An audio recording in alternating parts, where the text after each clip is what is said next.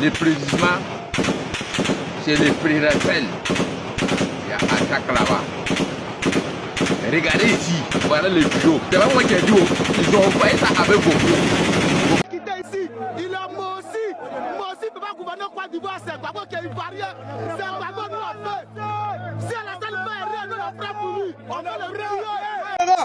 Bouche tordue, on a sauté, un crochet, Roubi, on est un rebelle, un monstre, un farsal, un valet français. Voilà.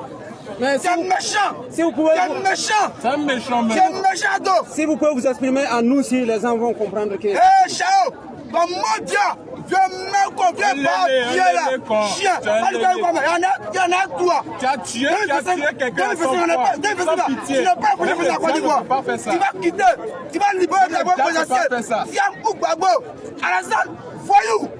Faut pas dire qu'il a Côte d'Ivoire! Un chien! Pas bien là! Un homme qui a fait prison de prison, quand même, depuis 92 ans, est à prison. Encore et à prison.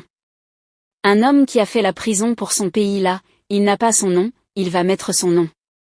Même s'il n'a pas mis son nom là, il est toujours un prédateur. Par l'officier éprisé de l'officier de Jésus-Christ, il a mis le temps pour moi, j'en parle pas. Il se voit, il va mettre son nom. Le pasteur Wilfried Amagouzaoui a officiellement annoncé sa candidature à l'élection présidentielle ivoirienne prévue pour octobre 2025. Une entrée en scène qui suscite déjà de nombreuses réactions sur la scène politique nationale. C'est pas parce que je suis marabout, mais Alassane là, peut plus être le président des Ivoiriens, c'est fini. Le papacy et le PDCI ont présenté les organes dirigeants de leur front commun, annoncé le mois dernier. De l'autre, la coalition CAP Centilitre a ouvert un dialogue direct avec le RHDP, le parti au pouvoir. Deux stratégies différentes, mais un même objectif. En Côte d'Ivoire, c'est un front désormais structuré que présentent le papacy de Laurent Gbagbo et le PDCI-RDA de Tidjane Thiam. Les deux principales forces d'opposition entendent faire bloc sur plusieurs revendications clés, la réforme de la commission électorale indépendante, un nouveau dialogue politique et la réintégration de leurs leaders, écartés pour l'instant de la présidentielle. Leur mot d'ordre, déterminé, mais légaliste, comme le souligne Sébastien Danon-Gégé, président exécutif du papacy. Ce front n'est pas né pour faire de la figuration. Né pour peser, pour agir. Et si l'on persiste à exclure arbitrairement des candidats, à manipuler les instruments électoraux et à refuser le dialogue républicain, alors nous saurons mobiliser le peuple, dans le respect des lois. Mais avec une détermination sans faille, a-t-il expliqué? Une délégation du RHDP reçue par la CAPSI. À quelques kilomètres de là, au siège du MGC, la coalition de l'opposition, la CAPSI, recevait une délégation du RHDP, le parti au pouvoir, conduite par son secrétaire exécutif Ibrahima Sisbakongo. Une première prise de contact, selon la porte-parole de la coalition, Simone Bagbo.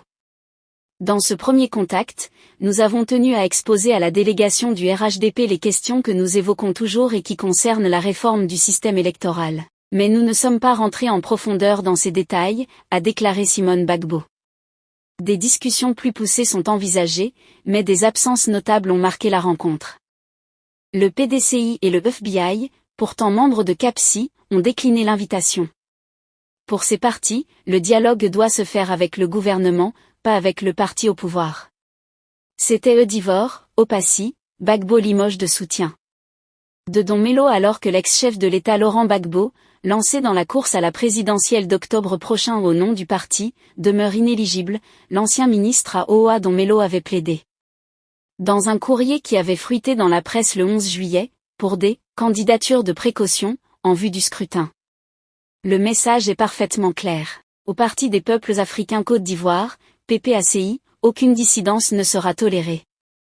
Ce 22 juillet, la formation politique dirigée par Laurent Gbagbo a annoncé par voie de communiqué mettre un terme aux fonctions de deux de ses cadres, Kouakou Dapadonassien, coordonnateur régional dans 3 localités du nord-est du pays, et Fernand. Si ça vous a plu, n'oubliez pas de vous abonner et de cliquer sur la cloche de notification pour ne pas rater mes prochaines vidéos. Votre soutien est essentiel et nous vous en sommes très reconnaissants.